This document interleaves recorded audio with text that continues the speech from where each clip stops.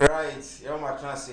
Nemakwaba and Famra Sinupi on Kumewood Television. And Eda Yawada. The 30th day in the month of July 2020. Eguso Mreno Kwana Ekro. It was Enche na Babi Dibrunya. Na answer the Bidibrunya no.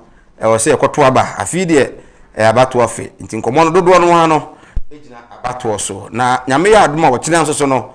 Yenu Wachina Edo Ada Ed Kasia Bakwa Edin Ghana ha and I we are seeing we know the Union Mozambique for the Chenyama say kum nantwie kum nwan kum ponche kum kokko nti Wachina for fida ewo o my Ghana yina no ye boa Union Mozambique for na yetumi adi eno nti yemfa kwanya we so na ye ma we bia hwe yen tutu ene Mozambique for no Badika de Sala Onyankopon onka mo ho na dem bia no enye jojo na enye kronkron so yatansi sinipimre ena asobinyamre na yetumi asinsam no pi ewo ejumede yi so within the Michael nana adomakon obetumi afrem say Mike ne azuzu me wo part 1 and 2 my first guest you know ebedi nkomo ofia ha ansa na honorable chairman sabunsu enso program bi ni wi a yakore second part of the program no DC for Sechere Kumewu District. Honorable Ade Ejekum ono ena oye me first guest. Ibe bo Kumewu na yahwe efiri se obaye babisia enei se yigina mu akasa na amanfo Kumewu nso no atumi adosodoso no a mode mbobe no wabo obeto ne sen ena akoduru benyamre na yatumi edi ho nso enkomo sanso ena ye ne majority leader Honorable Mensa so ebedi nkomo asset declaration was ebeya yembe the public na obia no emfene ne kotwa mansa ehunu se yebo odin se oye DC yebo odin se oye ebia CEO bi oba no ene abe na na wo un declare mfanye kokoam declare mo obia ehunu nti ebe bia no na wo adan be akase bi no kan na akota kwade oba ko kumasia na ye bisa se na wo gisen kwa benefit so ejapade no a wodi be mfi mi fi nai akonya no I think is a good call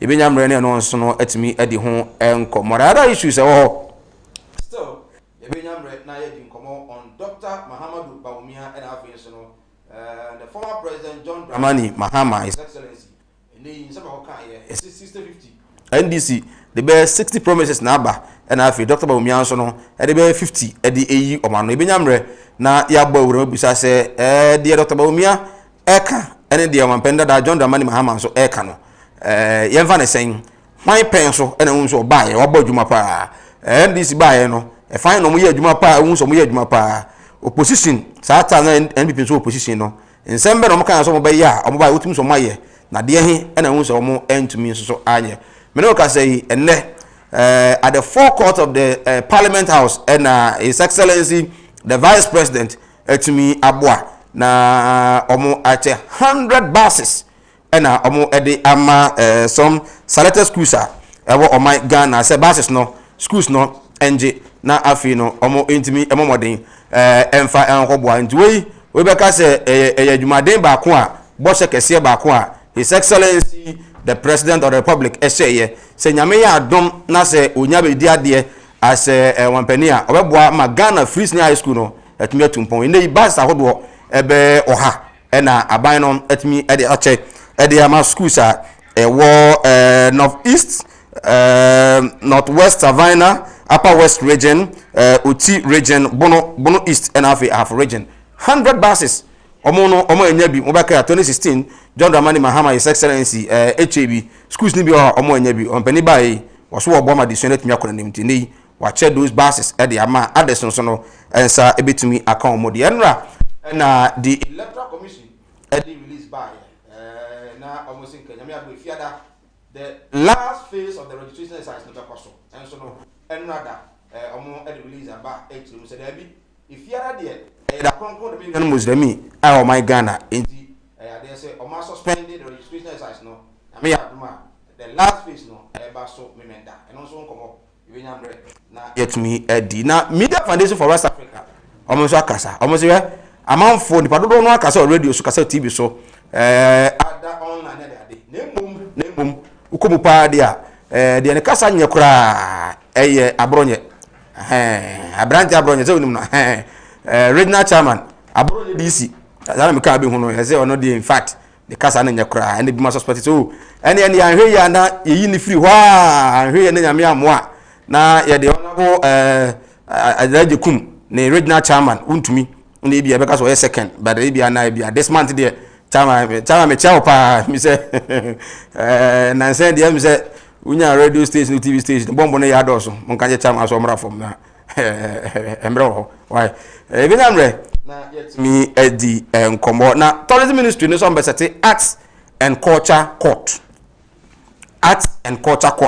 tourism ministry ese omonso ede ba some no edoso honorable Kwabra Senchiri wo hweme ana wutie mi amechiawo ye of Senchiri ono ene Ashanti Regional NADMO director Samson first vice of the MDP in Ashanti region na ye of an saying utia na echi na COVID-19 kwa kan ehye oba ye no se waba na ye of aba ye no ha se toto bomb se MPs mbienu bi wa ha omulusu elections ni na Ashanti region omu nya adwuma ma party ni bio omulusu ye no ase de adwuma na omu yi na no kokwasa nko a na mienu obomudi no eye Collins Owusu Amankwa miami ndia pani Collins Owusu Amankwa mention of na afi nso no Benito Owusu okay Kojo Apia Kubi atwoma kwanwoma na na Collins o munyano obedo e popular keke munyano so ko ya che ene waba well wonsam so ewo ha ebenyamre na yetimi edi sede so still the COVID-19 yare no egusu a ekum krofo ewo wiase pa enya agro as usual enra ye ne Dr. Enesco akon edi nkomo what is na doctor ka se yare no de ewo ho na wo aba waje se ngon wan hwe ya odi ba ho so no na wawu kwa wo no wo hwe ho yie no bomoden na ma wonu anso oben ho so hwe no ho yie se de be obi enkofa emeka obi nei my Ghana 35,501 any cases I recorded with 32,096 recoveries. Death to no nso abeka ho ama yahuri akodru the num 182 so far confirmed one on the WHO hono 182 and then globally 17,306,929 globally and then death to 672,462 and half recoveries no 10,789,680 the same so say already go so observe all the social protocols na afi intimi emwa being at the Michael Nana Admakun we are live on Kumawood TV and then on YouTube Sam Darkus TV Facebook Kumawood TV and then Kumawood Radio Online and so oti anka ewo ho all other social handles need answer no obetimi ahwe na oti live on Sinopi mamintwa me hombra me ba the youngest DC Kumawood this year pa se me wietunu akodua me etike product ntimi ni mo nsuo ho na ho de pa ne yete say Kumawu wasasa kakra na say ne sitie onabo Adaje Kum ewo ha twa ho aba ye ba ebenyamre na yetimi Sinopi.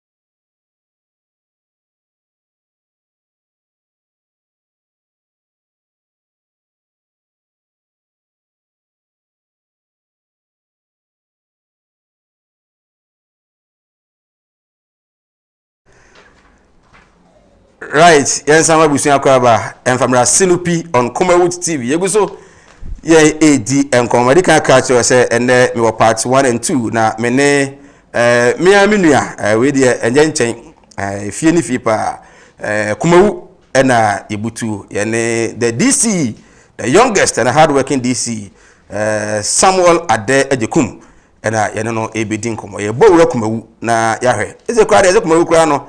NPP name say hebe trio independent bi kura piem se boga bia yiti de so independent but an yem nwa na yeni nkomo on Kumawu search Kumawu district honorable Samuel Adejekum honorable Akwaba wada ma bia bako dia awon fana ba mo fana ba mo okay sure. If you see if you feel, Union so the Union Union.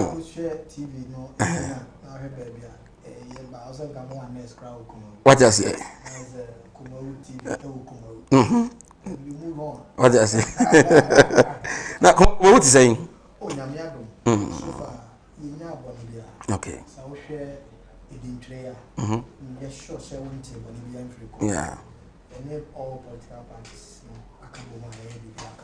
okay. As we speak, very much after Chuba could be the free hoko, a year, Banco Hene, Oyoko Hene, such a Hene, and Nana Himano, we are here. Assembly members, in fact, an executive committee meeting. Okay. And San Ameba. Unit committee for the House Mechao. Party for the member of parliament who doubles as the PC, constituency chairman, then executives. Okay. We DC Okumawu 2017 and Nyame ya adom na Osaka position no. Oba ye no na Kumawu ti sen assembly no na what is saying den abesa na akoso ansa akora na ababesum. Ye hwe oba be take over no. Se ne city ankasa. This is the assembly, no, this is the assembly of 2011. Okay. Assembly member. Yeah. Who's that? Who the assembly member? The assembly member almost 6-7 years. Oh, okay. And presiding member 2 terms. Okay. Yeah, P&M and DPM kakra. Presiding member elevation. Okay. I'm penning another down called I'm in chairman, regional chairman. Yeah. I'm original minister and deputy. This assembly, 2017. Now the total debt of the assembly was 1.9 million. I can't assembly. Yeah. Kumawu, Kumawu. Okay. That was handing over notes. Handing over notes. The constituency chairman, the constituency secretary then. Or Mobijay, my handing over notes. Okay. 1.9 million Ghana cedis. 19 billion. But I'm penny Kufuado so ever took her. So I will say, yeah, must say be complaining. Yeah. Until you shall say put your things in order. Okay. So the bear the big deliver. But the biggest thing now was a baby kind. Now a boy, many other stakeholders, a couple years. Stability of the district. Okay. So okay. So we had chieftaincy tension kakra, political instability kakra. Then you know buy. It is the 2 minutes amawa. Why the 2 minutes amount? A shell said 1 or 2 minutes kuta. There's all kind of penny about. And that is what we did. Okay. Make sure say we stabilize the constituency in the district at that time. Especially Section Kumawu District Assembly. Okay. Now you to me and move on together. You to me the development. Then we are there now make can say we here say obey me and now Madam Fansan met me no adwuma. Amamu wo hye nim say edru ba bia there will be personal differences. But systems no ho there untumi emu so. To obetumi aye adwuma na wa deliver and now wa ye adwuma ma amanfo na wo som wo no. Omo nso so Osumo now sumo ya omani so. It is the total debt I bet to was 1.9 million Ghana cedis.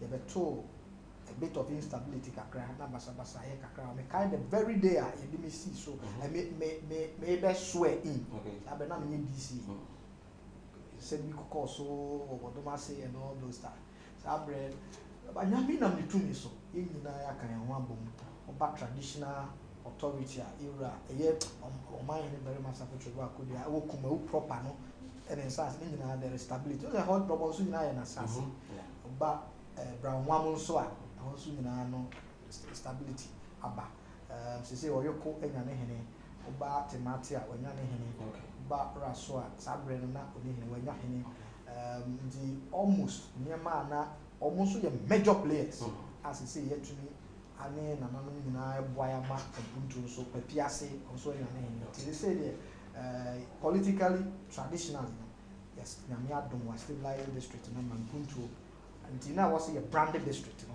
it is what is media no kuma any fake reality challenges no yen solve we atiku so but you say minu dia twemba ko dia hwa ne ko ya ye ko no wo kai say ye ko na stream ho na akosensu ho na de pa o obedia de na situation on water let it say yeah so the next year no may banana improvement eba okay so bekaya on the 30th of April 2008 Sabrina Bibi chairman and research assistant of parliament Nameka the then member of parliament Honorable Yamba Omampani Kufo Koje facility bi na the Kumawu water project no 21st November 2008 started process and NDC about power. To mobile in Era Melts, I mean, Valley Crazy, and also Dr. Quabrado for Cambo, so you come out this year, Emma, Insuno, Momoshasi. And the CC part, they say, oh, Kumua, insure problem, and never said they now walk on it, and Tessabium. But over the northern part of Kumua, that they are saying. Oyoko akotosu bodu ase asekrewa prochire yoso kubem that they are saying no omo no de omo project na ese cover 26 communities but omampani dada John Dramani Mahama second phase no wa implemented it is ankofo ni na enye nsuo ni bi ja fei na omampani na nado dan kokufo ne Ghana Water Company to kese said the bear on between organizing. I think Senate said the cost no about $23 million. Okay. Now it will be extended like a year brown one increase no. Na say kuma ubenya nsuo na brown one munya bia. Ya na e ha dwen kakra. But yeah this assembly so yeah interventions. I between solve problems no. Ama wo mama mo so ho ato wo. Enti kuma udie raso oyo raso beso kuma u proper contact mate bodomase omo ewo nsuo omo eyusu okọ abutan so ne pepiase nso a mida se kura na abutan so Ghana Water take over pepiase nso mida for nsuo small town water project nti se say the Kumawu enclave no ba brown one de omo anya sa 3K water project no since 2014 no abind that no ntumi implement the second phase. Okay. Right, I was here, Honorable Samuel Ade Kumawu, Secretary Kumawu DC, and you know, 18 Komo, Kumawu, Puntu, and Nema, and some of course, both politically and social amenities. What did channel 0543 596 070 0543 596 070 or the bar, WhatsApp, Binyamre, na yet me I can come at the amount. Faster, Farmer Mohis Heba Center. God's Week Casket and Afi do not have a clinic so we know. I don't see us as nearly ready, no. Every for the zebra, now I can come from up. Have you honorable yet yen share the other two, you know. One person so by you, so no. Member is in Vienna, and they were cooking. And near my best, I know. My main cassette, so share projects as a bamboo and to us. The bio ye beto ye, near complete, bio I answer initiative. And that's also initiative about 89 total approved projects. 89? Yeah. free sabre no besi sabre ya me no kasa. Okay. 89 projects na. Yeah, we emu 77. Hey. Representing 86.5%. More than 77 projects. 77. Out of the total 89 approved projects and programs earmarked for implementation, 77, representing 86.5%, were initiated for implementation, while 12%, 12, representing 13.5, were not implemented at all. Okay. The end to me, 13.5%. Okay. Or how much you do me and sa a triple. And I'm not there yet to me any free and budget in but more than sorry, who said that definitely. Okay. If you are home pie, the interior capture us and I maintain as in say, if you are home one government of Ghana funding and you're a day. Okay. Intino and no more the credit number cop baby OG project not be free. Baby to say bombing. See health center or home a Ghana gas funding. And your Koji, idea health center. So, called Domasia, empowering playgrounds, NGO, and idea C unit a classroom block, and so ever sabi crook to animo. I walk Domasi. It's clearly projects are ya and sa a free home, 63 out of. What the cultural say 89 or 77. Emu 63 there, ye cry completed. It represented 70.8%. Wow. But what I say, 15.7% there, ye still ongoing. Okay. They say, Oko baby to say, so far baby to say security, justice and security. May ye police station or so they can't. This is assembly no. And someone know okay 2017 to Sabri I know kase. Okay, a honomoa, ya police station, it's about 70% complete. Oko fire service is about 95% complete. And the okay justice and security projects are it's a very important project. Maybe next week or two and a fire service able to me a handle over the fire commander. But me buy na fire service ni kumo. Me buy na immigration ni kumo. Okay. Na omampani na do dan kokufo ado ambulance service no na ye ni be kura wo. Sisi am na o ka say your fire service, your fire commander. Your ambulance service no on say 1 million one constituency the ambulance aba. Yeah. Kadisi na do. Na be dey see. Ye nya ba bia ama omo aye omo office aba bia omo te. Ena ofa eye immigration so a ye onipa nwotwe. See ya almost omo officer omo ye dwuma. Okay. Nipa nwotwe. Yes, omo ye omo dwuma. Ebi free kumawu. In fact ebi free kumawu. Oh, ebi free kumawu. Mrantie na omo ho no ni mabawa no. I know Salaga, baby ani aso, Madina, Koforibia. I move on. I move on and come go school kama. I believe sir. But project no we dey here.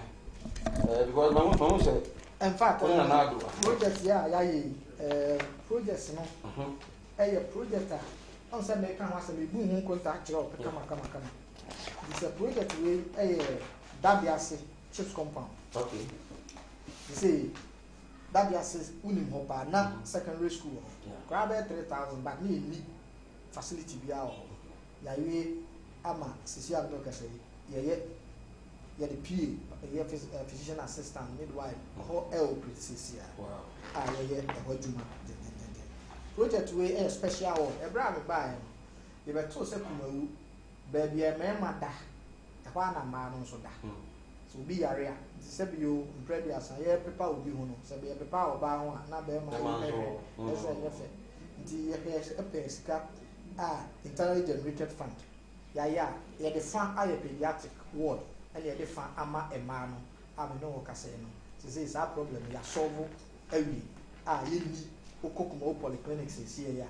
I mean, for credit, Emma or my who's a medical doctor. So, by and the first thing that he did, they said, or Trey said, almost any upgrading. I'm saying this because idea na monumental no sika from Miro 30,000 and they upgrade facility no in terms of say renovation adopting polyclinic status to Kumawu polyclinic the buy me be sa project we me come man na o fama me boa na e bia ya hwe obuku no so do we are there for exhibition na NBC so we NBC dey we be na mo so we we are completion of special ward at Kumawu we are use we are use first one so we no chief company we are use okay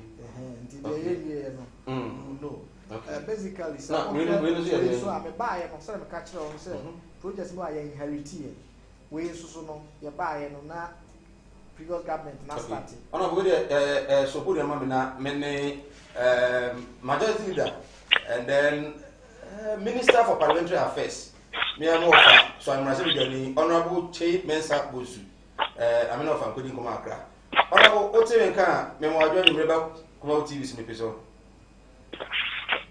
Joso na wallahi nuna ase emu ye kakra sound very distant we dey facha me ba ote nka ye Accra ile fana sa when the Nkoma ye one make issue on asset declaration. Whatever boy kakra. O say ye make asset declaration no public. O can say na o pese o kire say pa. Oh, me make say ni na ne say. The constitution no say. So be called into public office. The public office no Libya, Constitution in Article 286, our officers being if he president so by ABC or more, they are buying media shares or months in more parliament.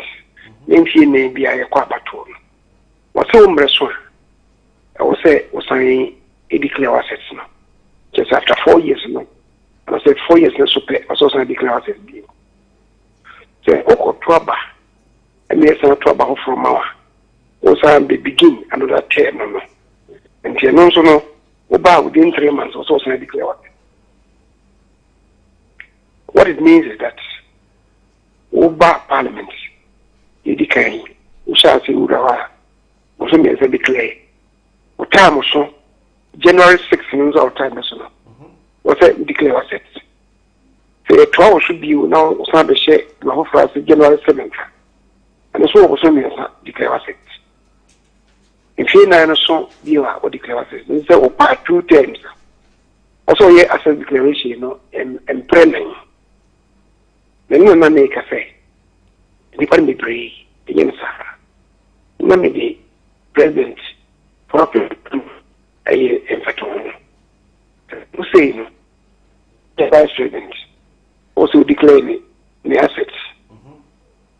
But what 2012 mono, and there's Mills, free Muyaya, and there's President Mahama, free vice president by president. It's all him run through door. The chairman say, January go be a vice president by president. Then the term as soon as vice president. The other concerned declare assets as vice president. But by president, you know, within 3 months now, so concerned declaring assets. Come here, Muno, Sunday morning, and I yet. Nimmer so, you know, your trouble in the year, and the so 2012, also declare assets before. And Sana, you got 2013, January 7th, also signed declare. Oh, Sunday Mano, a year and a half a year. So, as one the Kaya, the cafe in a didn't for.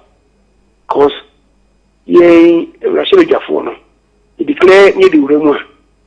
Time no so. Na ye banner. Ye say declare, because time also who declare man letter, who quarter forms, I declare letter commission or the amount. And that is it. Oh, be in the sound, be and then I make a say, I'm a man who says in me. They say Kutia Katas Shene Toya.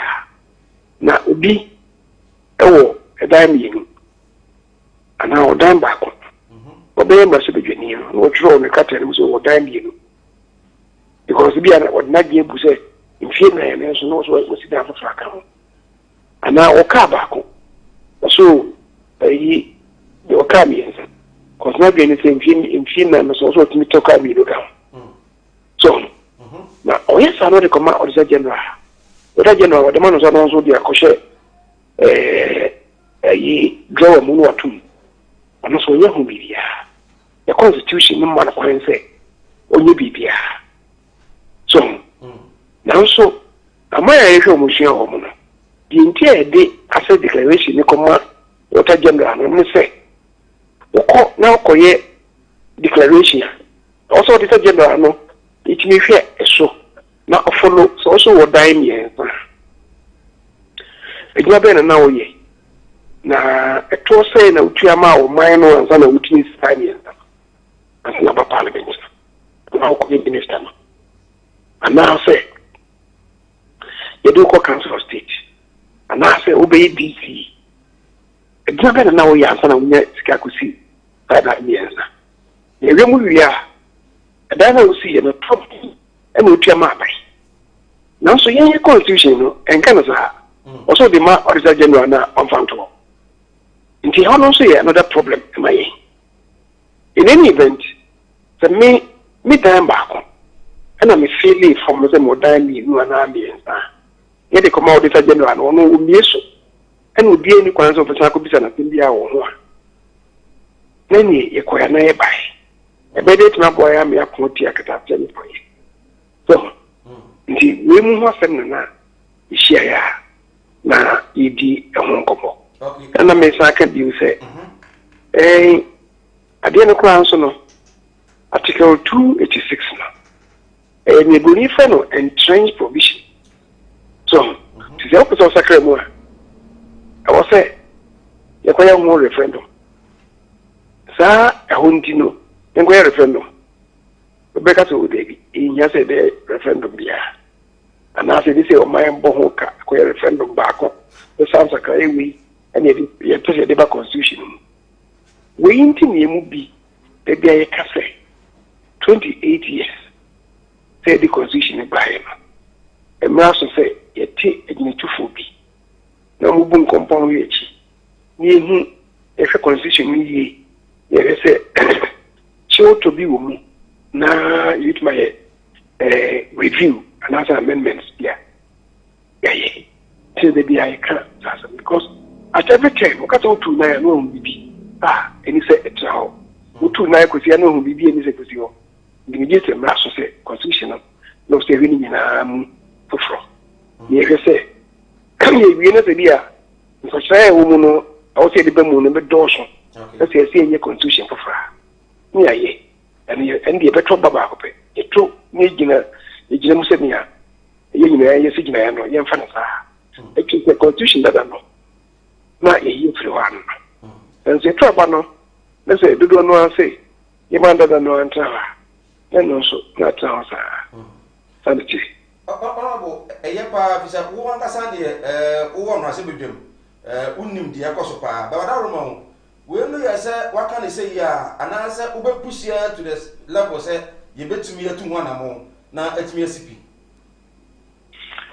yeah sɛna mekaeɛ no ɛdeɛ ɛbɛdui no we should press for a wholesale constitutional review yɛanyɛ no saa ne sɛ ɛka sɛ yɛho wei wɔ ha yɛnkɔsakra no yɛnkɔyɛ referendum ɛneɛ afe biara yɛbɛyɛ referendum a ɛmmoa yɛn ɔso referendum no yɛ baako koraa a ɛdi ɔma no nya ɛwɔ sikasɛm mu nti wɔ sɛ saa nkɔmmɔ yi yɛkɔ so di na obiara dwosuo no ne yɛha obiara no mfa mmra na afei ɛdɔɔso a ne yɛhu sɛ yɛnyɛ national conference na yɛnte abɛgyetifoɔ wɔmohwɛ constitution mu bio na nea ɛwɔ sɛ yɛsakra no no yɛsakra no we there Wadaroma enra some approve 11.8 billion at the ama finance minister said obetimi go ahead na supplementary budget no watimi e dey akoye adwuma na ho community saying kakra bi Wadaroma oh it is an son to sa kemi ka say tisa ne say papers no report no wrongly. They are pressure. Nya ya say no. Yes say. Asema o be ban say de ama na hia. So we give say sika no agya to me. Say o dis cano e ko de agya ba kire say me hia say sika no. Ene na ya adwene. Say nti e de sika no be ma no. Na mo afenye be hwe sika no mo hu ntabu so. No me be next week. Okay. Na ya approve supplementary budget. Na me give say be ya wadana. Oh, okay. No oni ebu nkonta na bi ansa na ka say sika no obetimi de akoye adwuma ana say sika no ebe ma no na odi akoye adwuma. Say die the bonifa on the principles and policy. How the brain said the ama ho hia ade ya to say ti say sika ti yi fi o ma yen e no be kan wasem enu ye de ye say o ya preso afi ya kan emu nkonta bu ni ye pe abochi the ama finance committee for ti dia wode be bi fi o hapa na ni be jira so aka say en fiscal ma bai ana say bi bit na ka say no no do so do bi ayen to so kakra no pero die kamin kan say amfo na challenge to so. All right. Honorable de yenya we say enye de ayen che wo be kumase na yenya mre atumi edi nkomo ye na wo fa ase kuma wudi si adaje kuma se wo chia pa ye jira so pa right. Honorable da se be yes. Good. Yene speaker majority leader Honorable T Mensa Busu ena yene no ekodi enkomo was it there be 11.8 billion no nya de say ya approve inti media houses enya no wrong no monti as say enya approve but nyame abia next week there when for be na omo at media to be to so na asset declaration no your modern na afi yenhwe na yentumi enwade the scope of the discussion no yentumi mo constitution no 1992 ache na ebre o ha Ghana for adwena maso ene mbekọ nanim ti wo se yense science so ewo ba ko bienu mensa bi mu na yetumi eboa wo kro no samin that hey DC oba no na okura sen obekro nso na okura sen eno ena ya na hia pa right yensan emrafie na yene honorable Samuel Adejekum emeto ankomo no so honorable na ye hwe project a waye nti to a project no so mame good we are crofonso we no ye de obeto ye crofonso yeah okay complete okay I think say we had a resource so 4,000 Ghana cedis okay Tonyama Igumo that is also a crofonso okay chips company right and we no see there here the capture was a Ghana gas project okay the lobby nya mame fa konya isu na but asa yene ase okay ne bome yene assemblyman okay kabuma the lobby Ghana gas so sabi kra the economy nchewe say they are plaster and chana that TNSF wow so we know ka say omo cocoa shell and omo chips compound ayare okay so but say you ya omo beto okay me kuma wudi ene wo mu ana hospital no we I think so should be project ya omo ya clear you know ka say omo started okay so because we know ya Uno ya chips compound. Oh, okay. Uno. Go free uno ba kuma. Yeah. Free uno call that I see. Ti ma omo chips compound the primary health care. Okay. We completion be how many percent now? Say afenya start. Okay. Project no ya clear land na na capture near the back for approval. Database no air called depart secretariat. Okay. It also show say project no. Now we know so okay, the Bianca catcher said, Omampany de ambulance in the buy, and I establish ambulance bay. The Magma for the baby at okay. I was see a dime, a mao, and then project here, I can't no project now, here by to education side of one year fire service. Oh, okay. Yeah, what the project now, here be ambulance bay, so amount move 3 bedroom corner. I will not call more permanent office. Okay. And also so and your project I check. We know so what education? My education and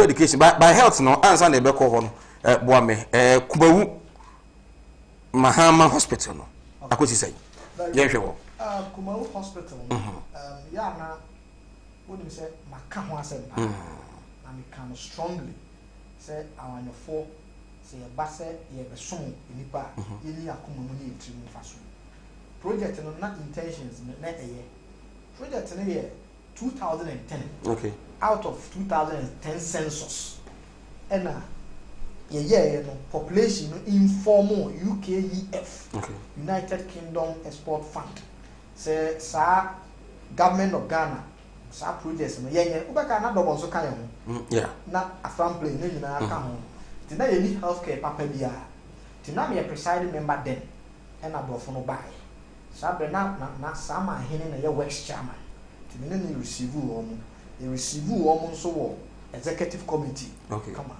na project no amanfo susu say the fitting and the call baby the call there be omo pick soil soil samples no omo dey call testing okay and na ye kire omo 3 areas no mo say hono mu beboa ene ma omo dey ye and bi susu say the call chichiri dodo but omo no nimdie mu no abrofo no nimdie mu ho na beboa okay fast forward project no na 30 months na 10 key project ebe cost o my Ghana 175 million sa 6 projects 6 projects no kuma uka ho na project no ye Fomena okay Garu Timpani Abetifi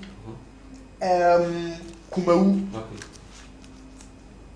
European Hospital secondary takrade ena Dodowa okay ensia na yesika wom $29.6 million kumewu abrofo no release out of $175 million no omo release $138.8 million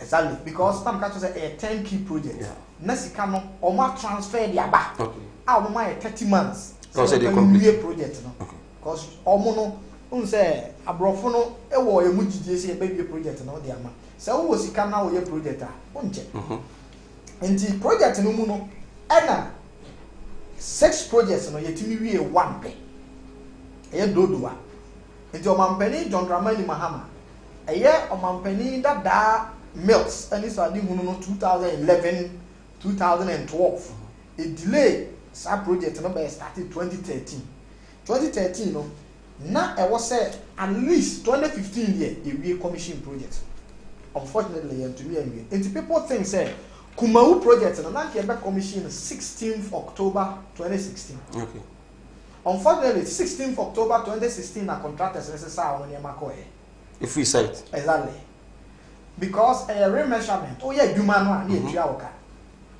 makacho say na ye de 29.6 million yeah Kumawu project no at a stance sa time no ye free abamu NDC for free abamu ma MPP aba abamu na omo ye ya project no 43%.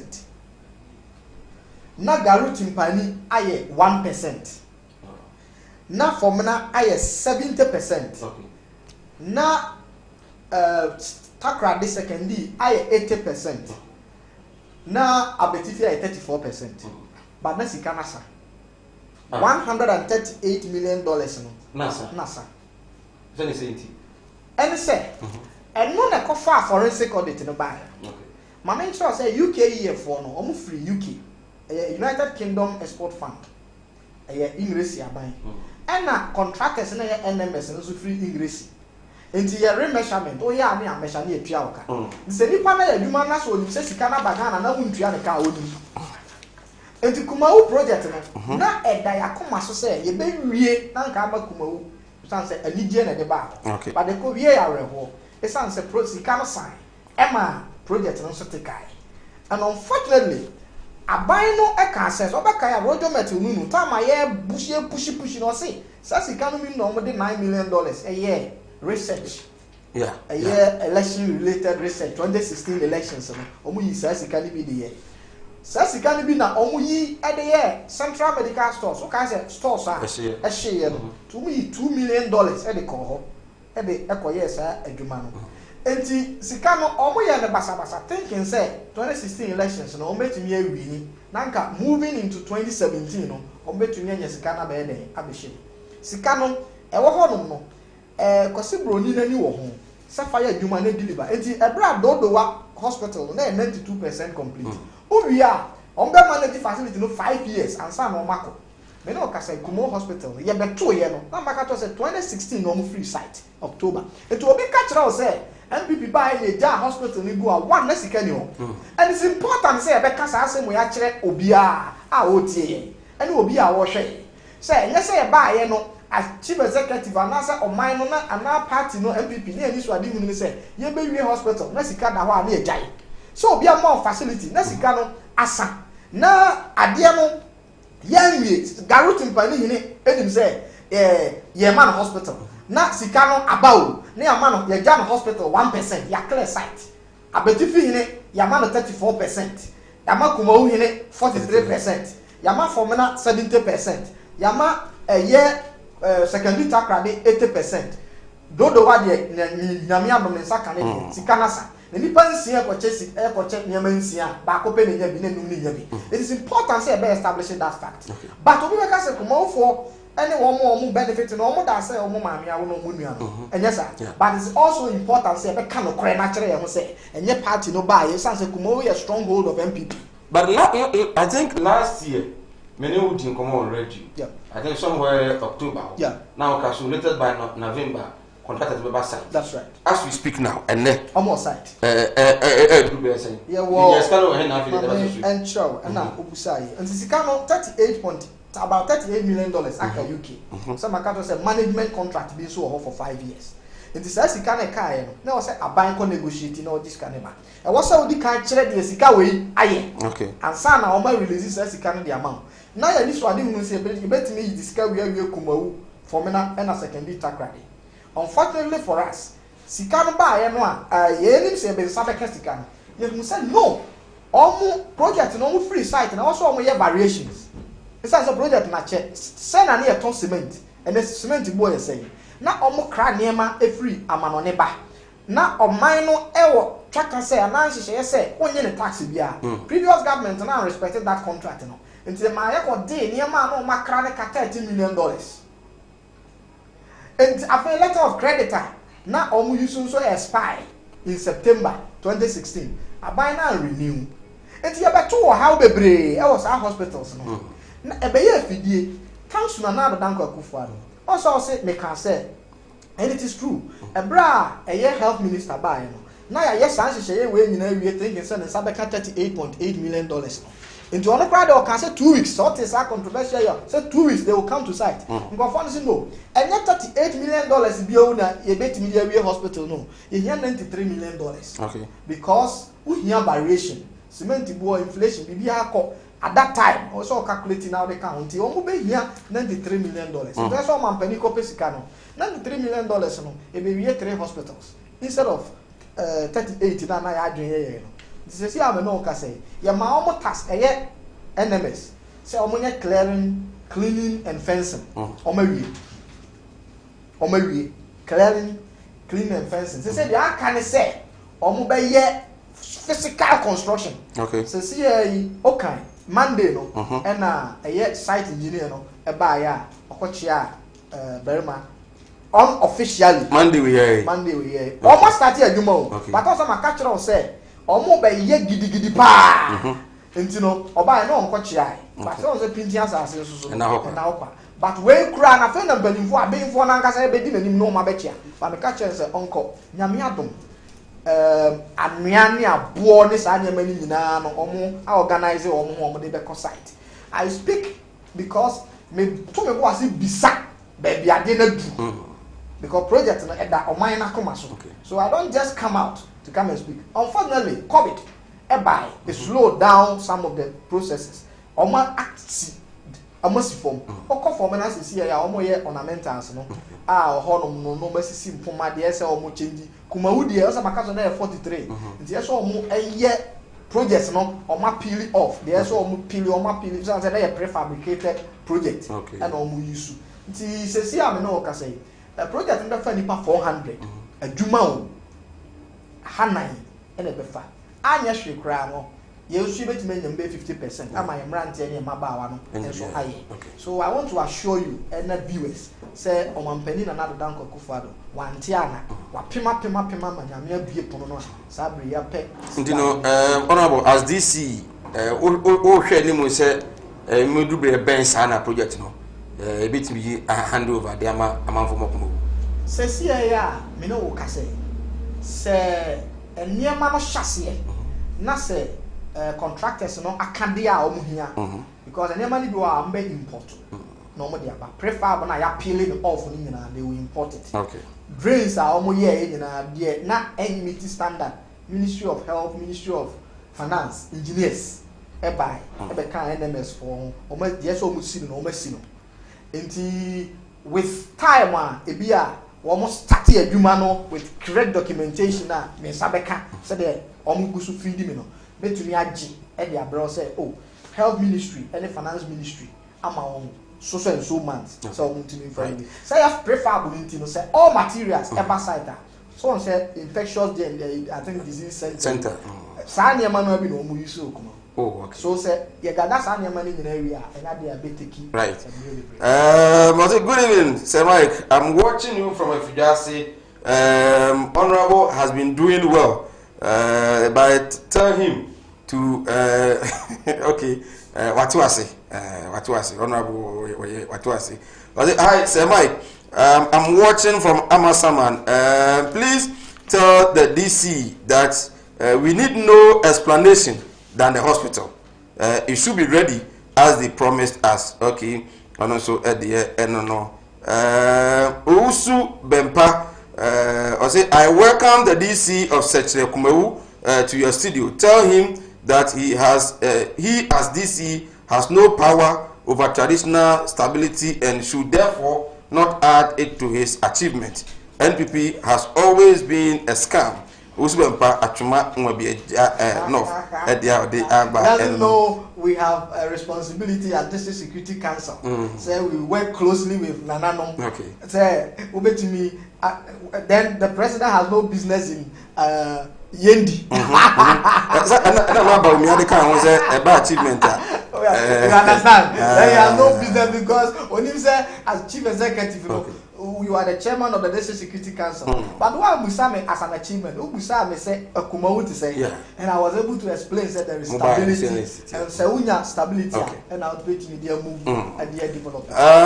Nanaya, please ask the DC. Is he aware someone is contesting as independent and there is division in the party with him and that of the MP? Only MP never. Yeah, this question I welcome it very, very well. Tell me, I make the same way and I speak it forcefully. Okay. Say, Obi Susu say we are member of parliament. Now we are chief executive. You should in bed with each other.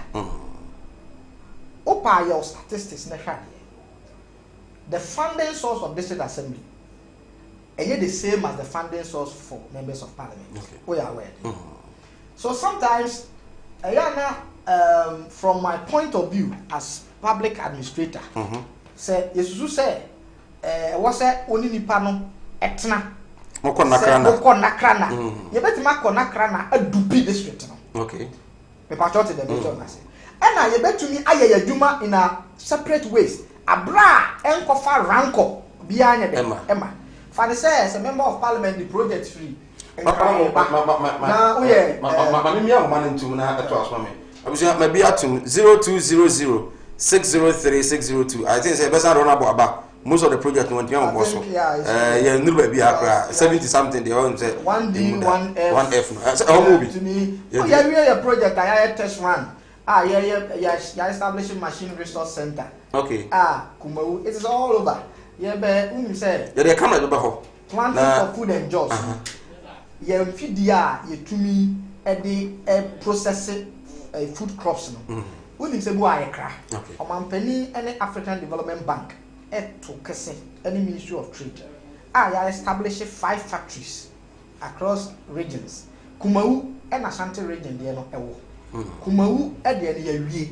I test run 23 different machines. And it say you na say you started production now. Uba says oh watermelon. now watermelon no say ya obetumi aba share machines no ya manufacture bi e dey amount factory wakama no ne ade a say obi wo nafu a na osa e process e bia watermelon into fruit juice obi wo nanka afu a na ebi wo kakra bi. This is what the concept Agric Ministry of Trade and no man penny and another danko Kufuado. I was maybe a woman into na me fa few course wait me afraid 0200 603 602 0200 603 602 offer you lower the volume of your TV set now what me I make you point me at one kai indeed so one district one factory yeah one district one factory yeah warehouses are same okay Bako operation is about 70% complete. Other one prefab also is about 80% complete. Okay. Omugusua omoye. We are linked to farmers. Now, okay, hello, good evening. Hello. Good evening. Bill. Good evening, our friend Frientio. Hello. Abani yetio dey be our friend free. Okay, but offer you lower the volume of your TV set. Na afi kasa phone no you better on very clear and loud na afi yetimi atonka 0200603602 you be 2-3 minutes to wrap up. Okay. Abe Rose fa Rose so man penny akufo from 2017 to 2018 okay. 2020 fa baby to say secretary Oyoko Johnson to secretary ko banko man penny MPP aban wa ye we hello, good evening. Hello. Good evening, sir. Good evening, you are free. Yes, sir. Good evening, you are free. But you are from Daniel, because free. No. Daniel Yentio. Because free kume. Yentio. Oh, too bad.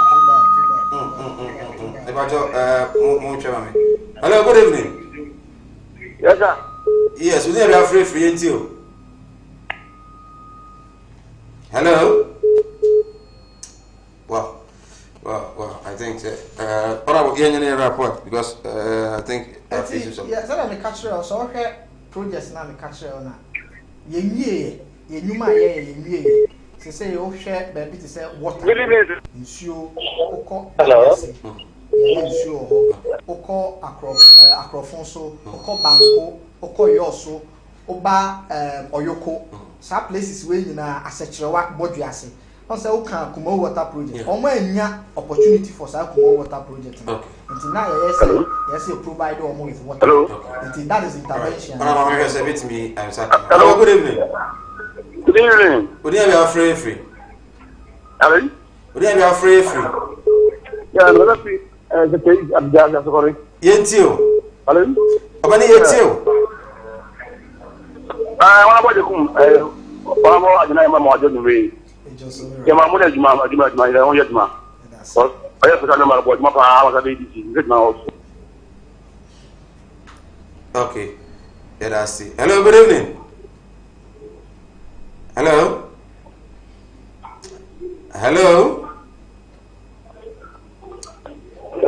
good evening hello good evening. Well, honorable, yeah, rapport.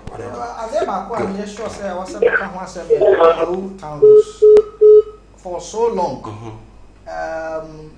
so he said, if you guys say town rules, Asokore town rules, you jump uko, Drobonso town rules, na Kumo town rules. I stay yeah. So now I say you take a decision. Okay. As mentioned, you know, to me, Juma, Sabri contractors or side. But contractors no speed any one any up to year's expectation. Say this year a year of rose. The rose means so so behind the scenes and come up a crack or so I mean person to just say to making sure say yes we to your quota rose steady and for a year there is that but no mass agency back the executive committee I told them say but they will see agency in Yamiadoma okay. Projects and programs Nana say please try and give honorable another time. Nana we will try and do that. And then Chairman Crosby Asante Regional UPP chairman. Was it greetings to my good friend. Tell him I will visit him after the registration. Chairman, I think it's going to visit after COVID, but not after registration. Right? Wait. They make kind of say 4 more for Nanano. And yet Green Book of myself. A idea about a form a reality. Okay. Planting for food and jobs happening in Kumaru. Planting for export for rural development Koso. Okay. Rose Bibrio on my iron backing assets Domase, Banco to Oyoko, Bombing Quine, Acrofonso, Equine to Setre, Equine Bibrio, mentioning. And Mestre. Say ye nuano mo a wo mo nsoso ewo amanone ene wo mo kuro mu nyina no ye make sure say be register massively na ye mra ye kuro mu so me register on meboa bi na omo so amo George money ade omo ya me de mabudu e bi omo meboa bi nim ne say Kumawu ewo future pa we are working seriously to get our commercial bank back. Okay. What's a commercial I think bank one of the aspirants Bano yes, Philip Bano.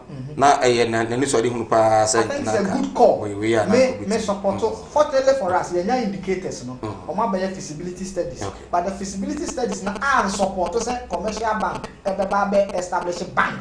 Okay. Ebe trust as sidan. Okay. Because on say also making profit. Nti omo amaye say akwanya. Say ye bibi. Say be ya betumi aba. Ebe open the economy of Kumawu. Sure. Ama eniema so apeja.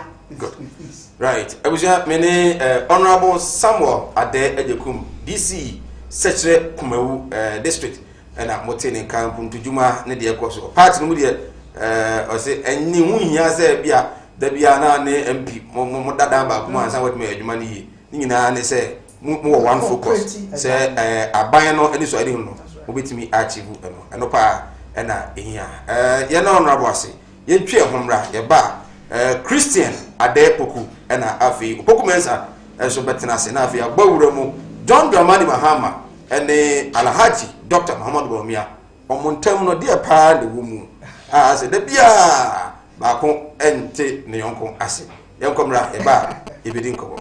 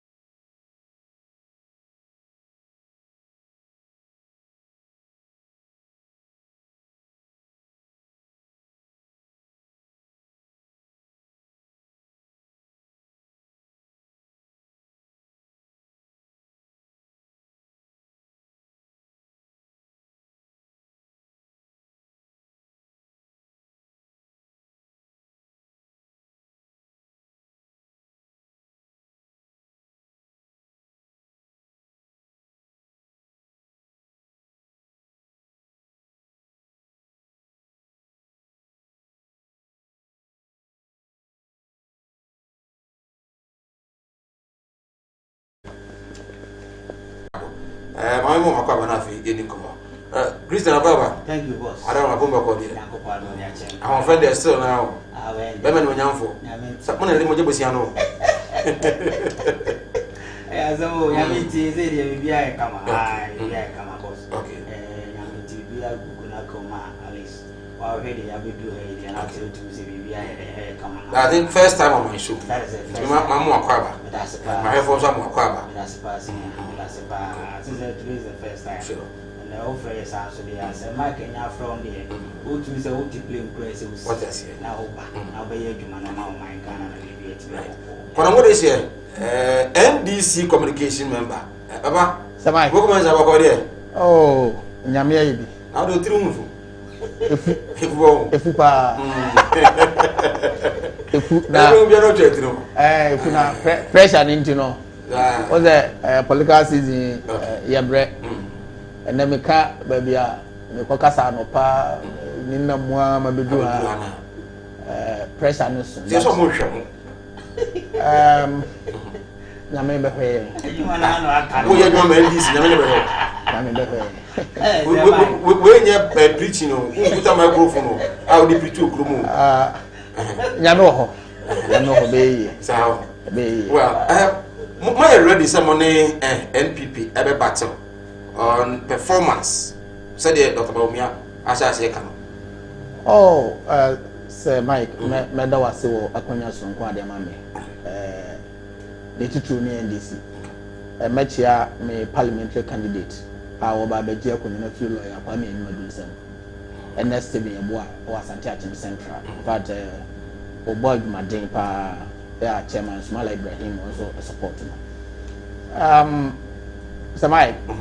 Say ya to aba MOB a abrofo mu wo ma political science no am say obi be afra no manifesto and as a program odo manifesto and as a program no beto omanfo na nim na wa kire niema oso be it is a wo kire niema oso be no a say fie 9 de be ma wa fie 9 kwa wie ya e say obu mu akonta kire omanfo and we don't need Dr. Baumia say obeka kire NDC for say you was a compare records. Okay, and someone na general Pogwajman, a bra ye outdoor no kind the humble nature, said ye was the brain who say far, said him dear about be only trim. Okay, and small kind na a GMP before some. And until Baumio Yashinka, who's all sorry. Maybe a chum was Misata Kobusan and Sembi, Misata and Niano. But and some of kind. Sansam noir or Kazo, inflation cost row. And until Misata bon unto me Yashi. Ebeka Ubekaya, and Brian before the day, 100 days. Or because a gun of when now say, we share inflation or no, Dr. Baumia, what cheap inflation no.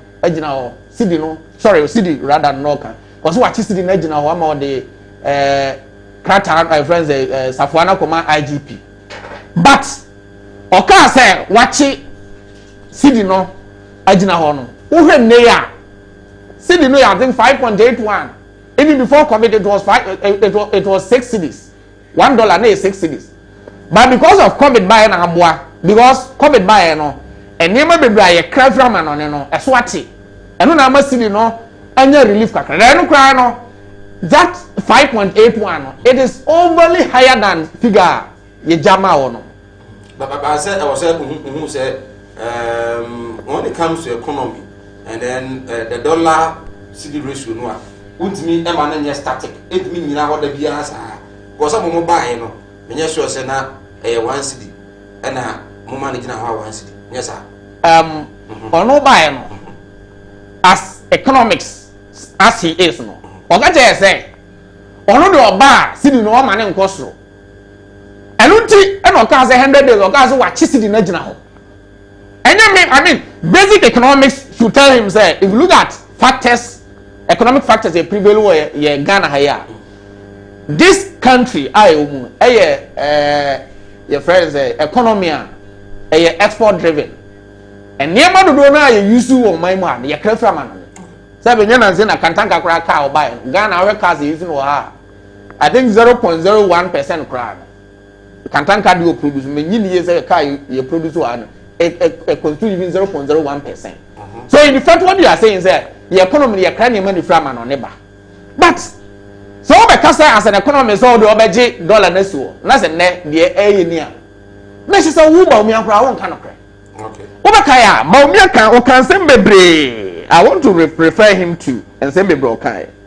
O mo ka say o mo ba financial institutions are bit say DK on meji won sika mo e ya bosha ba omia e hye ye won owura Akufo-Addo but ene a me no ti ha ye ka say over 90% of enkrofo a enye banks and as a financial institutions that are now ago omo ba o megu over 500 financial institutions and am go say savings and loans and am mo dey say ne gu ye mum ko musa ba mi aso on ka say was it 82 mujitum was it let us for the sake of argument let us say 82 okay. 82 o mo ka say o me pie o mu nyina sika mo say Mike me bo aka jam say me bo mo ba bantia mo say gu over 500 pa kwase ndum bank mo gu no wo be ka ya bra wo Akufo-Addo ba obadi adwai e na leak document bi bae e ga say mo be empower achimfo na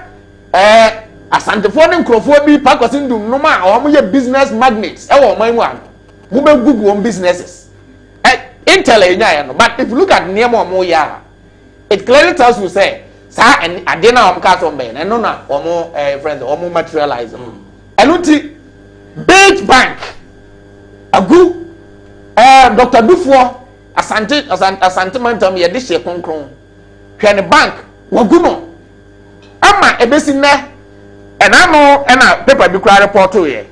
Say, was it we have faith in Muhammad's 1 year promise that the savings and loans customers now or more your friends say but me promise to be to can omuntu ya. And ye yagu eta. Let us grant say yagu no. Musum betu ya muntu ya mabegu over 500. Mo bae muntu ya scan ma wo mo. Then we ye no free wa. Na owura ba omi akro ya was I can say bebre say oh was it every Ghanaian will own a bank account in 2008 Dr. Baumia. So Uma producer said check here. South story Ghana will be published here. Then Sunday 9th October 2016 was it no village will have water toilet problem in our first 2 years. Mobile when you fear and night and friends and me and Sunday fair for 9. Sabi young ko yum grass ye young ko swimming. Yanko bantama sebi all sites me ka kudadam kokonongo kwa komanda kwa francho ko bekwai ko mampon ko wichian a ben your friends say wa no ko say say nkuro ya make kaso yi nkuro da mu ni nkuro nketo ma am ka se mbesi ya ne dodo say enumasi then ba omi asan kan uko a friends the Peace FM online was say government will build concrete roads instead of asphalt where 15th April 2017. Yeah.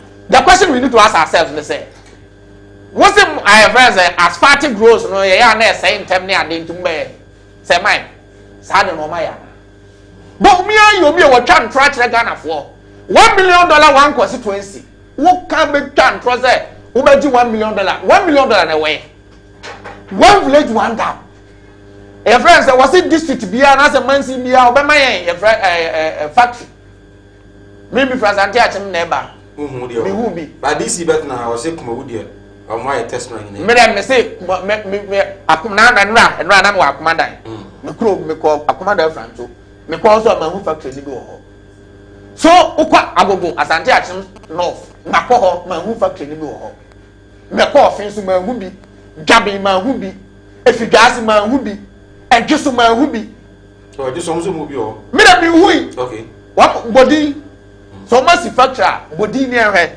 So if you look at all of this, it clearly tells you say one more angsa basha on share no oma di Ghana for shambo. So I'm saying say we don't need Baumia say Baumia beka say we must compare records because the records no be direct masamba ho massive say we no ya de awususu omo nyeye I mean, I wanted to talk about the friends, serious issues about the economy, education. Remember, Emma Mohis Herbal Center. Dr. Mohis Semenka say, "Nay, Yariano Aba. Nuani aye die nsu aye nom frama aye ho meku mu dodo no aye yare ho a na yare no bi bowa de be ya na se baba na kache asumbi kwa so nyame adaro mo de ndira dom no a wabo ama ho so no watumi enya ayaresa Mohis Herbal Center e wodu anoma so do me abra 2019 ona man gani ne bona ba so doctor de bibidro etie ni yare woni no so yubisibisi ana oni no afra kra na de bra doctor betumi abwa wo ne wo yire na aware wakse akoyo ba ho ade na jua odada ha oba twan promo sa ine bibia ntia fi se o mema yo no emu a ye merepa oba fom ese no o ya be bra sister ana ze dada mama enye binya dru komo hiso betumi abo typhoid fever enwo dru enso o ya kacha ba obetumi abo pa awafre Moise e wo 0249616937 0249616937 freno na onye osu Kumasi Udu mama so do me abra odu station wa odo bisu bia odo beko na afi no edro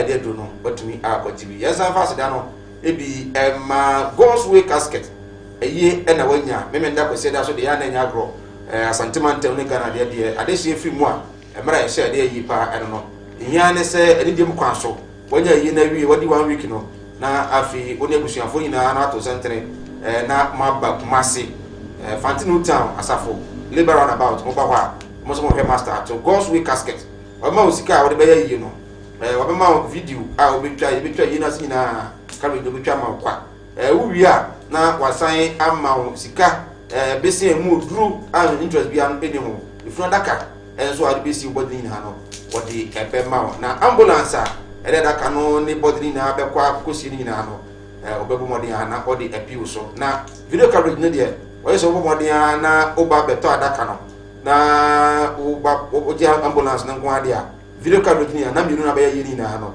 e free wonyo he we ede the master to ede ma wo ibri mu a COVID-19 say nkofo juma na ekum adehye we frɛ master to on 0243 737 457 0243 737 457 frɛ no na afi ono so ontimi edoso eguso edi nkomo de NDC yemfi nan a omanpani abidi achire Alhaji Muhammad Bami ase ensoni ofompa nkomo eni edie ma won shane so say Christian Opoku Ajimai social commentator Christian what the ono ka what the Dr. Muhammad Bami so eka won say manual is no mobile digitization and ya hapu mu enti nanka passport wan kan na abre won say BC any wasi exam fee no NDC president me trade you know abetua won say ni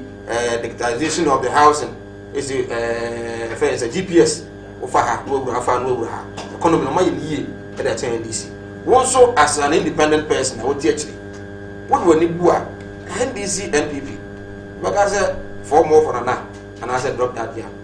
Oh okay, I'm first when I was na menchia eti for TV especially on Manso Siana mo TV Manso Siana and that be have the MPO ya bonfire I'm first when I was na menchia ya na MPO or prof I menchia me I say only the MPO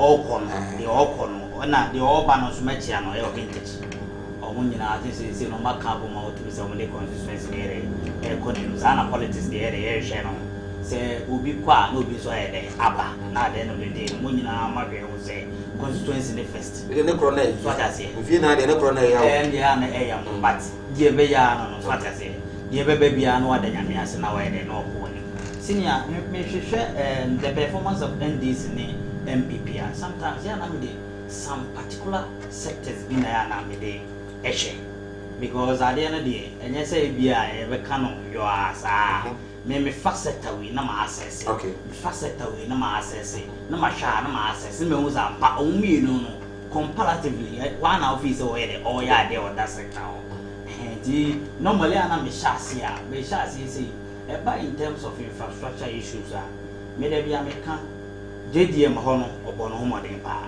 say yemfa bibi nsi ho yenye bibi ne saa ne ma hweka JTN crazy we a utimi say a fantastic project a omo shaase a utimi say na we utimi ye de ewie eno so no du ba bi a hospitals akase a omo utimi say omo di ani mu nyina no ade o de o hwa at least ibi o omo utimi ye de ewie ibi o so omo utimi ye de ewie and afi so no du ba bi a omo try say omo be call into education acquisition time bi kakra we are blocks here so far to so no sisi here ultimately say no sometimes in the infrastructure issues there sometimes na omo ye de e ho but say me free infrastructure na me by education per se education no I didn't say young as a JDM by no try say especially secondary school no what the I think say one of the interventions be here the eba ho say intervention as a progressive free no and I know you are not headmasters be no tawhid and na obwa sectek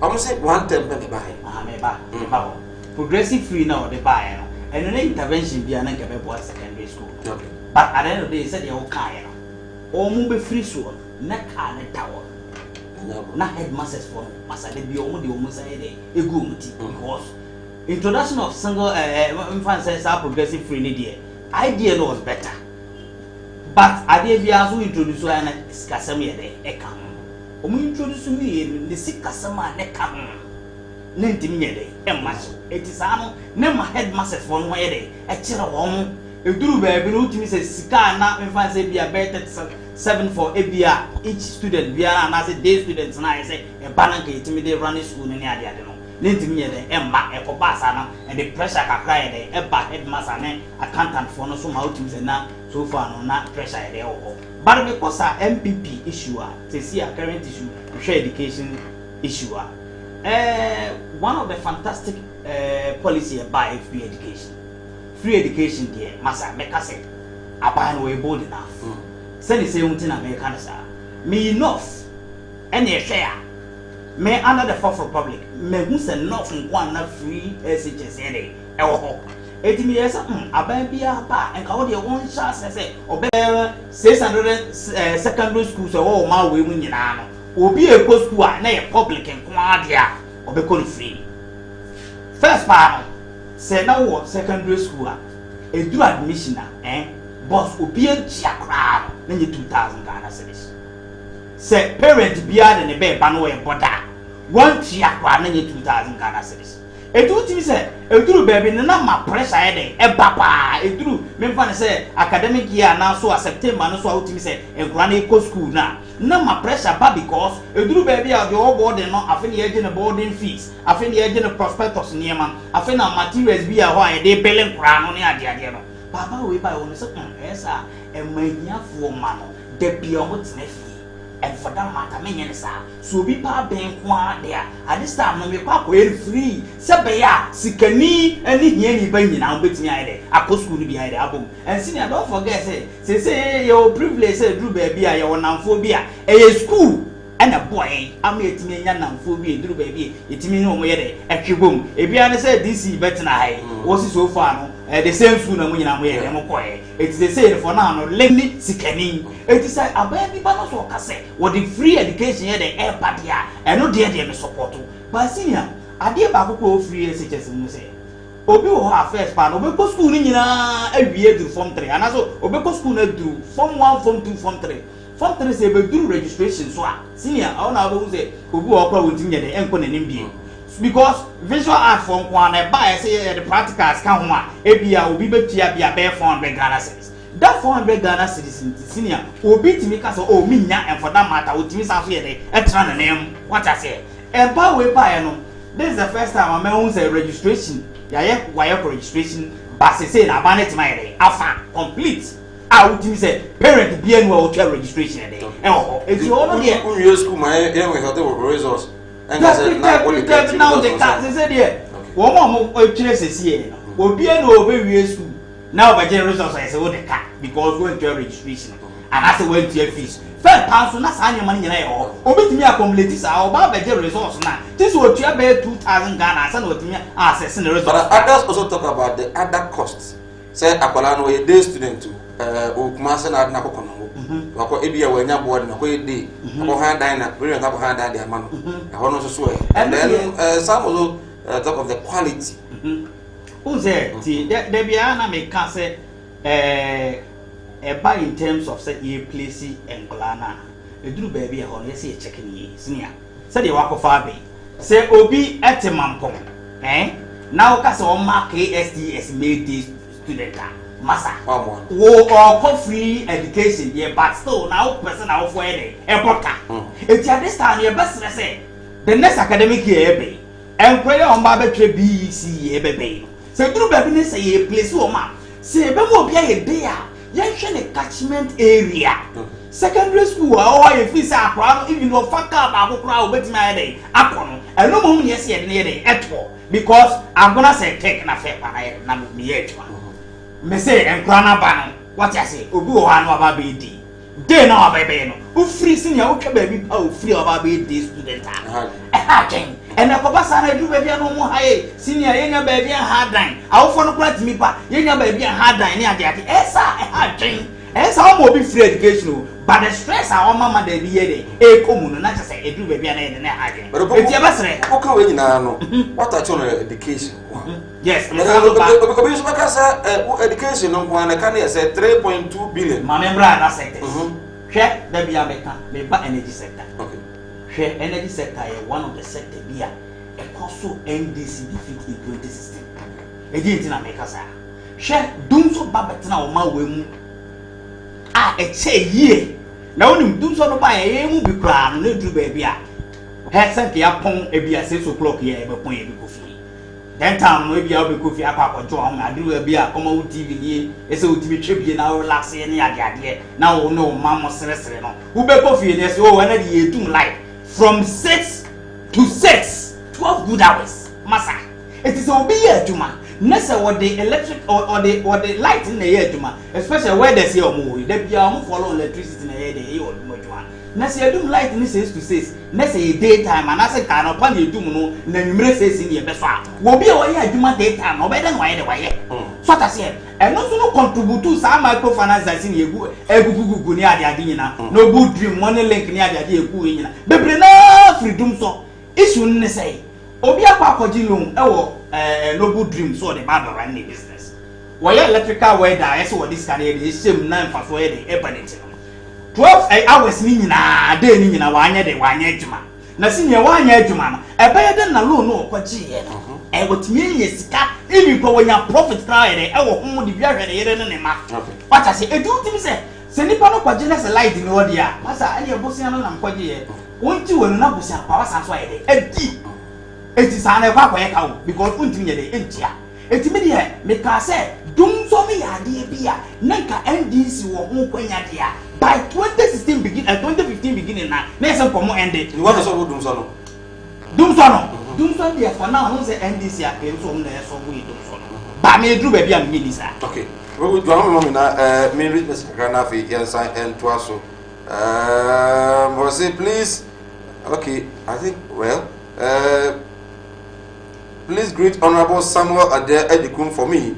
In fact, Honorable is the previous DCs can we can compare previous DCs to Honorable.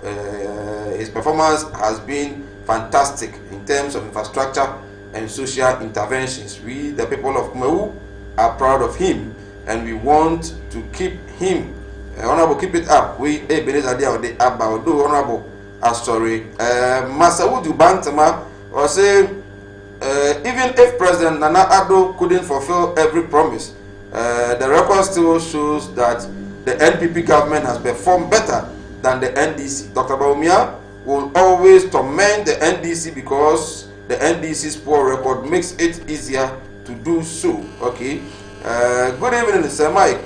I'm Bright Ato Intel from Obuasi, Ashanti region. Please, Dr. Bawumia is the reason why Mahama did not bother himself to choose an economist as a VIP because there was no need. Okay. Hi, Sir Mike. I'm watching you from Nkranza. Fantastic show. Please tell the NDC man that We are solidly behind the NDC, so let nobody be discouraged. Nana has done nothing. Okay, and also at the other about and on fire, the brand, Binyambre, let me kind at the amount. Do so from the social commentator perspective, and every of her comparatively has a more than never for. Say, and before bad megawatts say on their can megawatts and he produce. Almost na enye a megawatt in here. Na na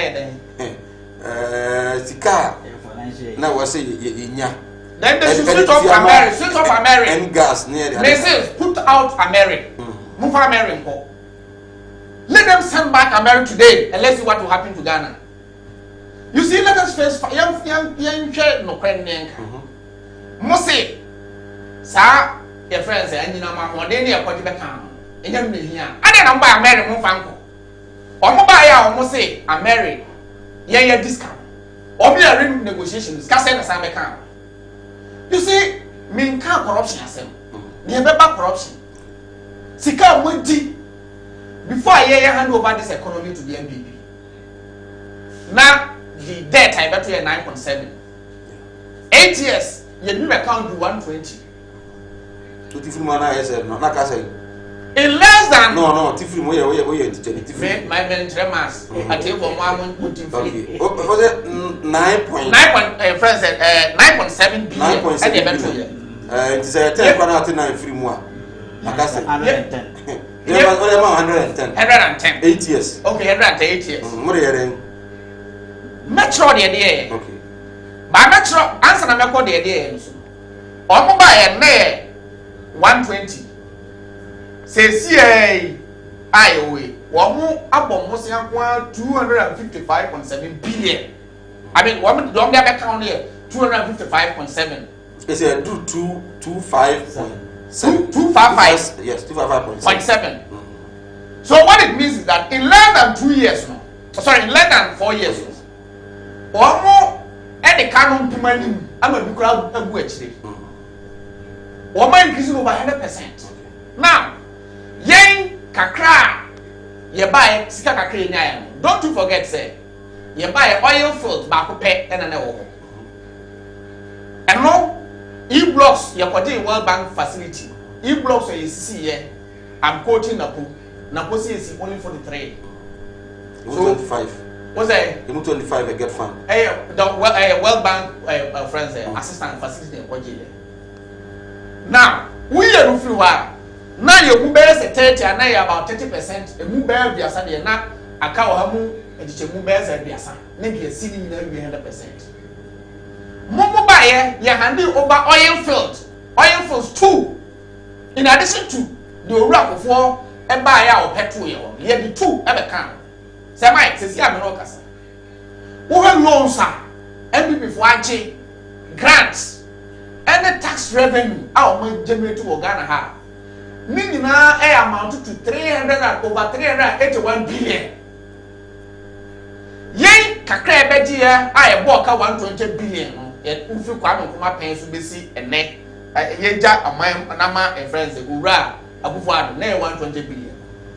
E-blocks are who we see in the Bia. Kejetia market. And yes, as the me say, Jata, John Dramani Mahama. Let me say, you told me and I did see a bro sign. Then I did bro sign, we got this year. Ratchet Park. I hope Masia, a Bia. Oka Swasi market. Grove Road market, I hope we're singing. Acquire a year or ha. A soccer mampon. Square see a Bia. Oka Drakens man, a Sioso, Oka official, a Sioso, and the Bell Round, was a Tiachman. Banka. Sir, Sikani in a billion. So question yourself. Yeah, time. Basic schools one year starting 2,936. Year frame just near 2,231. Emma Eka 926. Emma ended for about one the world friends get fund facility. One by the get fund according to one the get fund. Don't go Sika loan. Get fund yeah, John President John Professor Mills. And then Ura Rollins and the buyer. And on the collateralizing loan. And on big competitive 926. Now, let's talk about your friends, Chop. Yeah, Bimugazo, and this time, I'm talking and your fallacious. Who's the some education directors who are so education officers, headmaster for me name, education director, district directors who are one more time who will move on. Politics no more. Yeah, time. Chop one, you supply 4.9 million, your friends say white chocolate, 4.9 million boxes. Aside from that, chalk, color chalk, and why you supply 1.8 million boxes. We you free what 10 books where you supply 12.8 million, your friends say 10 books. Dictionary guano, you supply 2.8 million dictionaries. Every before by almost new curriculum by Affini, Afen Matia say, Omotumia produce 10 book. Sir, your friends say 10 book to your friends a school for ratio. Hereby at least not a school in the Abranonia for 10 books. Course of this. Yes, every before by a sign Omotumia supply.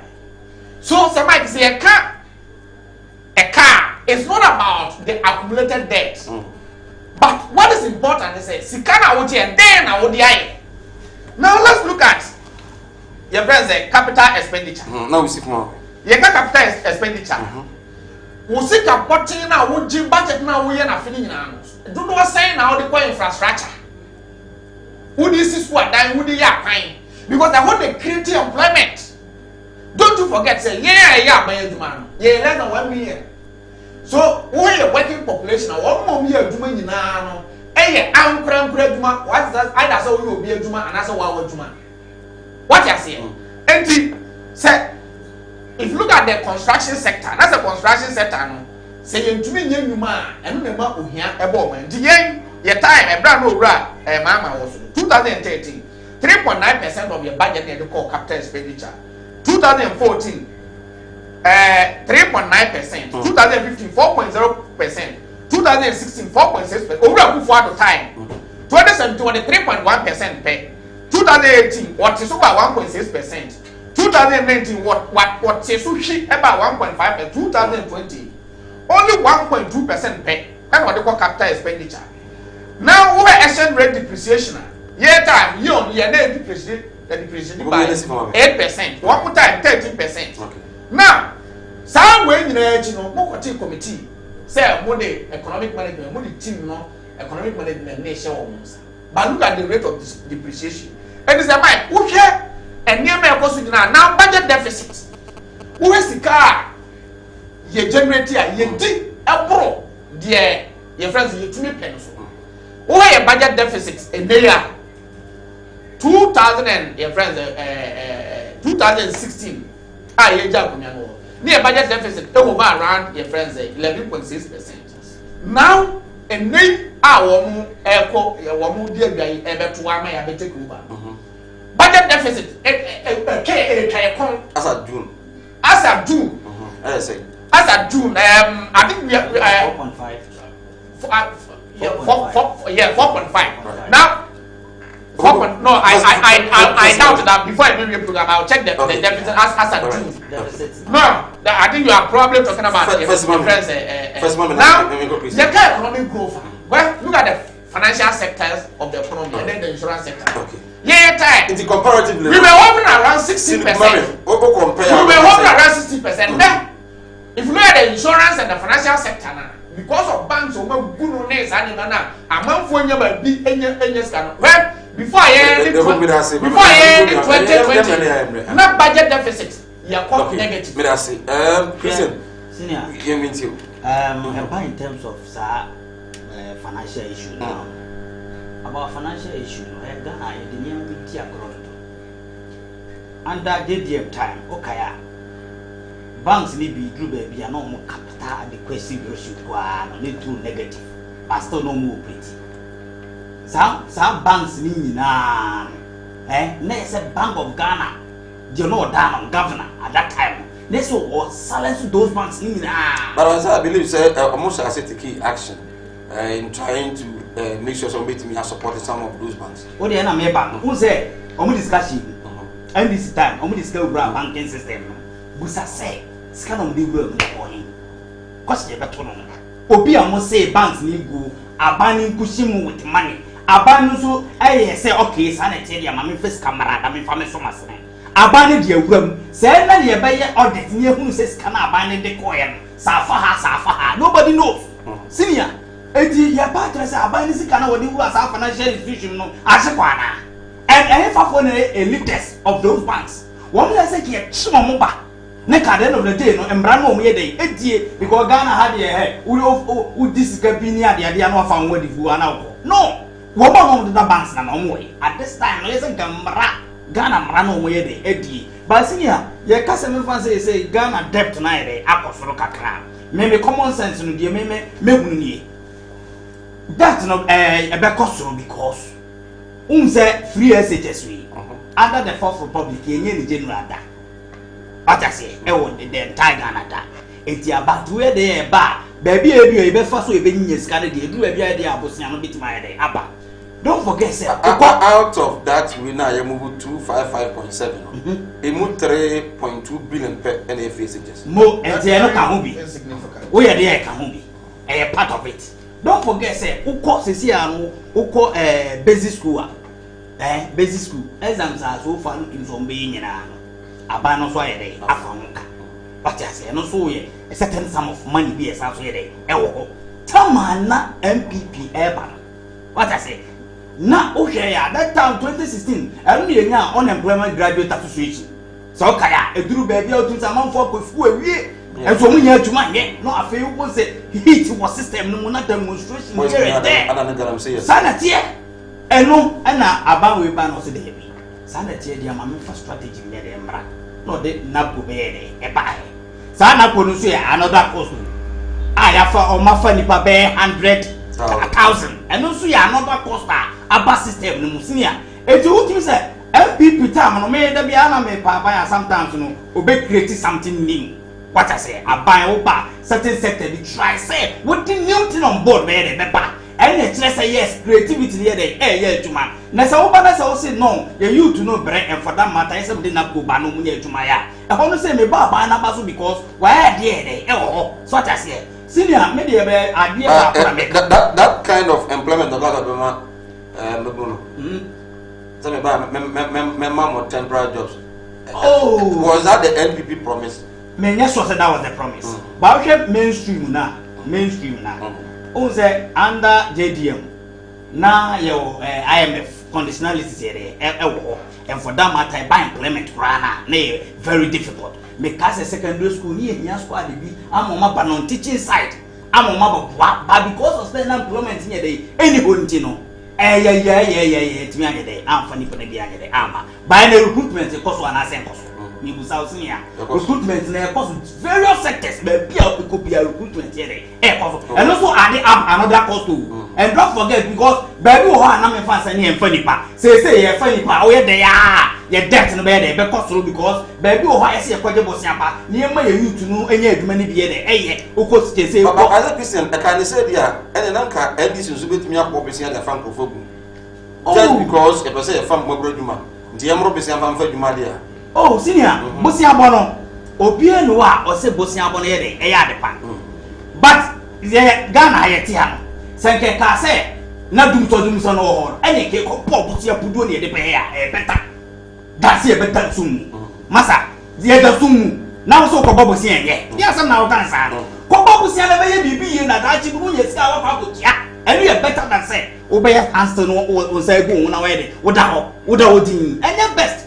Don't forget say duru baby a Ghana no ye see e be de be ko enum wotuwe se obo busia de bibia eno je se obi aya de aba busia bia obo bia no se nyame bua na se wotumi toto ne yema ya wobetumi aye de atia etie se no ne tia ne hia se sa na tie de a se de ye kan se kan NDC ba ya me mfa ne se duru baby na ye 9.7 ya se de na opoku ye de kan ya no e ko mo so mo busia bia but omo say development dey ekofo and yes e bubusia di wura baabie na oman ye dey etumpon eti Ghana dey baabie aduri sia say ya anya ya adwen say ye ya kase be create bibi on our own within this country.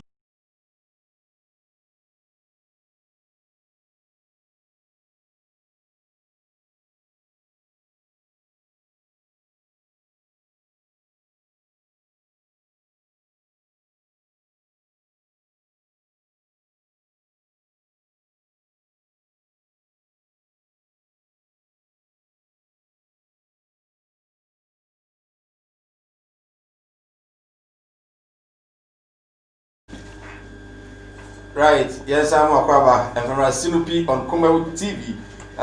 Teacher, Constitution, was a former President Mahama is incompetent and his running mate too is incompetent. Incompetent plus incompetent duly equals to distraction. If you vote for the NDC again, it's like importing COVID-19 from Wuhan to Ghana. Okay. Robbie Fashion, the Chamso near Goda Hotel. Please, do you know what?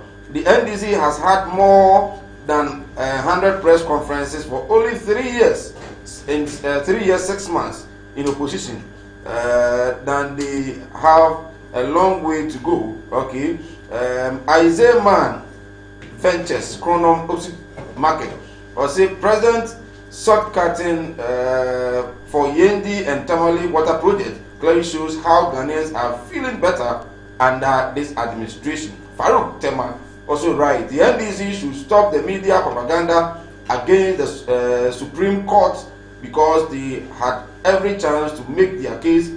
Okay, or also no. Or say in March 2020, ex-President Mahama stated that the 2020 election is going to be based on track records. Why is he not allowing his track records, such as Sada, Jida, Bas Branding, among others, to talk for him? Dr. Baba Zamu, Master Planner Kintampo, Nana Yao Kingsley, also from Nyamibach in the Central Region. So, Mike, I'm watching your show. Please tell the NPP man that Nanado and Baumia has failed this country. Okay, I don't have any NPP man here. I have a social commentator and an NDC rep. Teacher, could you tell me so? Also, the record still shows that the NPP government has performed better than the NDC. Dr. Baumia will always torment the NDC because the NDC poor records makes it easier. Okay, we say, boss, Dr. Baumia is right. NPP is better than the NDC. We don't care what they will say. Ghanaians will still vote for Nana Addo for 4 more years. 4 more for Nana to do more. From Amwani Fita as Samai Kesi and or the Efri of the Abba. Was it hi? Tell the NDC man that we are behind him. We will not allow even a second to be added to Nana Addo's destructive and super incompetent government. Mugabe, by Mugabe from Jeffisi in Salah West. Okay, Salah West. Mugabe, good evening, Sir Mike. I enjoyed your show. Please, when are you coming to Takoradi to have a live show over there? Okay. Tuesday. Wow, never heard. And maybe I'm also to me after Jonathan Heba Clinic, Esebra, Yarabia, will be an abusia, or with me, I was also massaging. Why you ma Breno? You can speak how I was so corny massage your body. No, you will be more na to see. Sarum as a dear channel, Panazzi, now called you out to say yes, who called you memo. Jonathan Esebra, now Alfie, own to me, more Yarabia won't be an oba. Jonathan, give it to me, I at the amount 0244. 874-431 0244-874-431 for now. Or by those who don't crab enough for me on M2. Fair issue in Mestre, I did with Pa, Benya before Muntis as a what before? Was it? What tomorrow? Oh, no, for tomorrow. Okay. Be the more away free advice. Okay. Share financial institutions here, good here. What I say, financial institution here, good here. We can go dream out to say Iguya check, other financial institution Iguya, first salary the money Iguya check. You say, okay, and your MPP tap and a Iguya. But Momo Yasamo Bar, I did a guno. Womo Muskashim in Ambed and Butchia and Amom. And a month for good say, a butchi, say my idea, senior. Nansen between Matis Sisica, Omotiama, a client, no, pay 90%. I know what 90% Ben what you challenge them to come out. Also, what 90% of my client no move soon. Person, I mean, those are challenge me. Okodama, a month for poor because of Scowy, so much Yamo. He is a but say MPP I came from any coping by October. So much check, Nasa financial institution issue, no scanning Chiama clients. So much me I can't Chiama on one. masa metini akase betini akofo mo danfo eti so mo hwe ni yie no mo at the end of the day no omo make sure say o be ties kana masa bia ho mana 0200 603 emirati ya panju ba na oboretew lower the volume of your TV set multi volume no nkofo mpa na afi de wo kano yentimi ente wonka 0200 603 602 ofra ebitimi afa fa few course na afi yetumi ededwede no etimi abere ma to man frame fi ensi WhatsApp plan so edwin peko over fresh 0200 603 602 ofra ebede so na afi yetumi edi enkomo boroboku ba o miaso okai se mo se dan timi ni bia no so no clue. Okay, hello, good evening. Hello. Good evening. Good evening. We are free. Hello. About we are free. You're free. Come on. Okay. Yentio. Okay. About yentio. Come on, sir. Yentio kasa. You're free. Come on, sir. Yentio. Wacho na wotie wo hu ewo phone na etumi atonkan. Hello, good evening. Medase. Mbeso meka sure on say. Oboku mensa, yini mo pa. Wacho jem. Abani kasa. Hello. Yeti won kasa. Yes, the American say, oboku mensa. Oya won mu nyina, maza. The English Agabia. Happy before you. Okay. Hello, good evening. Hello. Good evening. Fine. I do try school. Nyame adom dey be free yentio. Good evening. Abani dey be free kasa. Good evening. Yentio. Good evening. Well. Hello. Abani dey be free. Hello. Okay, mwajo mo hena ye fancy. Mo fa nche me pa, mo fa nche yentimi emfa mo course no. Mo fa nche na yehwe emfa ensi. Obugu die ko. Yeah, me dey ye ko no. We dia under the Fourth Republic here, e duru be bia. Me free SHS ekufo ado de buy ntino. Yeah, na sometimes no me pardon me kakra because say okọ grassroots no na ye maame no mu ni pii ni ade o ma pay na be nyesika ye de beto no so na school no be free na say utimi ko free ya na ye de eye betimi de mesere for now no say wo mo promise ye say usika ko she bank bia for now ya ye data na me de joma wo no plan say Mrs. we be call culture center so kwa ko registration ya size wa 15 cities 15 cities ya dey for what? It also be to dia. But more than the quality omudi. Now 20% now. We see ba so your demand. Onye more demand say be am for sabe. I think say SHS for no omumu and you say akola na ko we ko matelis. O tre green card for no be o tre dan so collapse no ano. Oko. Okay, me nje boku. That person na make assets now. One massage figure officially only about 11.6%. But or more sikabi o makodi COVID sikabi o makodi no mo fan kan. So we are anticipating say some they can one day over 15% deficit as of now. Now before COVID the ban no mabo mo se anfo na your desktop no e go ba around 217. Okay.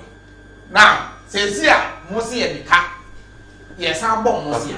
But we sikabi be go imagine say my corruption. Corruption has eaten into our NDC Regional Communication Team member Otene Kasanso and a Christian Opoku Ajima and so a social commentator Otene Kamide Michael Nana Adumakon and the Sinyami Aduma Wacha ever to us.